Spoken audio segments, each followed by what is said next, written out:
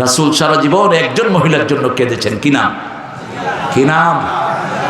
খাদিজার কথা উঠলে রাসূল কাঁদতেন, অঝরে কাঁদতেন। মা আয়েশা বলতেন, আমি কোনো বিবিকে এত ঈর্ষা করতাম না যা করতাম মা খাদিজাকে।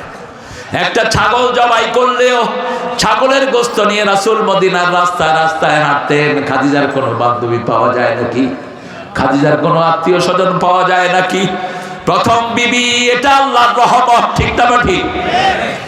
এই জন্য বিবির জন্য দোয়া করাটা রাসূলের শ্রেষ্ঠ সুন্নাহ। রাসূল দোয়া করতেন, আল্লাহ কিয়ামতের কঠিন ময়দানে যখন সবাই সবাইকে ভুলে যাবে, আমি যেন আমার তহেরাকে ভুলে না যাই। আল্লাহ আমাদের বিবিদেরকে আপনি কবুল করেন, আমরা যেন উঠতে বসতে চলতে পড়তে কালেমার মধ্যে থাকতে পারি। আল্লাহ তৌফিক দান করেন।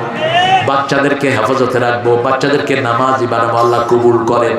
পড়েন সুবহানাকা আল্লাহুম্মা ওয়া বিহামদিক আশহাদু আল্লা ইলাহা ইল্লা আনতা আস্তাগফিরুকা ওয়া আতুবু ইলাইক।